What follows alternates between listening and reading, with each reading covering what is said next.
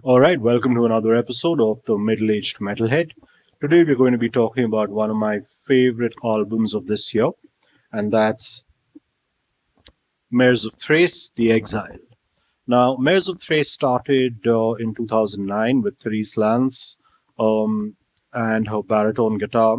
In 2010, they released their debut album, The Molting, and in 2012, they released an absolutely terrific album called The Pilgrimage, which, if you're a fan of sludge and post metal and doom, that's an album that you have to check out. Absolutely essential.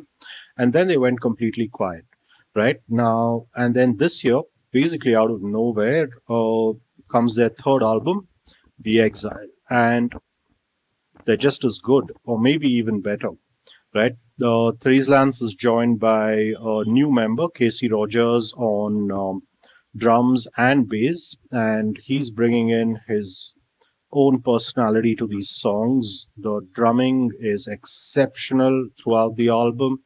The bass playing is also really, really good. But the star of the show for me is Lance. Her guitar playing, her riffs, which just never quit.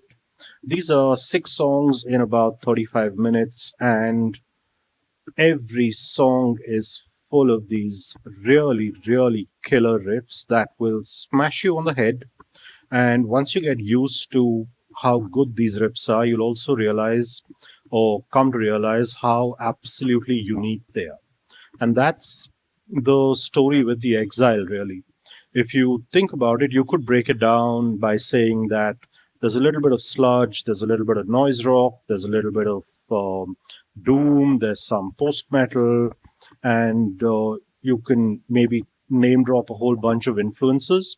But the sum of these influences is a lot greater than the whole, if that makes sense. Because what this band have created with the Exile is just terrific, right? And it's how the riffs go on into these big fat grooves, and then how those grooves just transition so seamlessly from one to the other.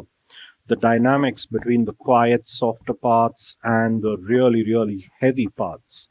Then, of course, you've got Lanz's vocals, which can be really confrontational and abrasive. I'd say maybe early Today is the Day and Steve Austin. Uh, maybe not in terms of how the voice sounds, but purely in the style of delivery and the attitude. Maybe Dwid from Integrity, and really abrasive, razor blade stuff. And then she's also got this much softer, clean style, which just gives you a little bit of respite from all of the abrasiveness or abrasion. And yeah, that's The Exile. Just top class songwriting, and it's complex, but it is structured and written in such a way that the entire album is just one smooth journey from start to finish.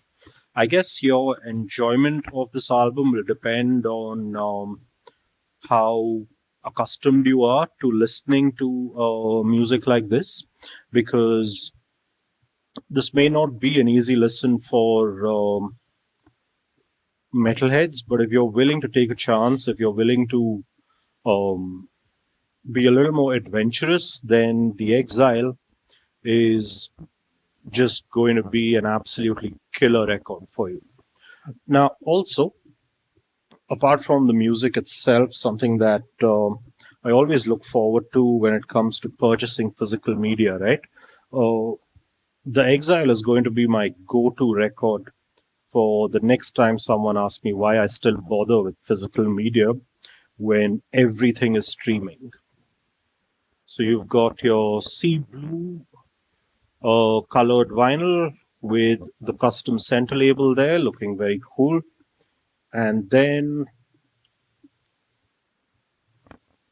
you've got the printed inner sleeve, which is basically just, yeah, waves. Also looks quite cool. And Lance is also a visual artist, and this is what comes with the record, this massive booklet which basically just details the entire concept of the album. Let me see if I can show you some of this. So you've got the story, the lyrics, and you've got the accompanying art to go with it.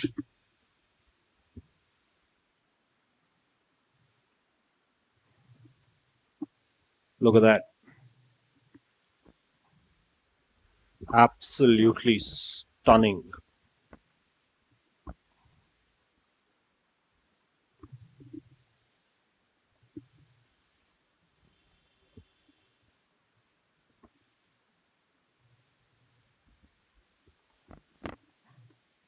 And like I said, I mean, maybe this was 10 years in the making, right? This project. And it shows the detail, the attention to detail, the care they've taken over every little thing, right from the presentation of the music to the actual music itself, is really just phenomenal. One of my favorite packages of the year, one of my favorite albums of the year. Mares of Thrace, their Bandcamp link is in the description. Hit that, go support this band, check it out if you haven't. And yeah, if you like the video, go ahead and click on that like button, subscribe to the channel, and drop a line in the comments. Tell me what other albums of 2022 that you really enjoyed and liked. And yeah, that's it from me. So stay safe, stay metal, have a good one.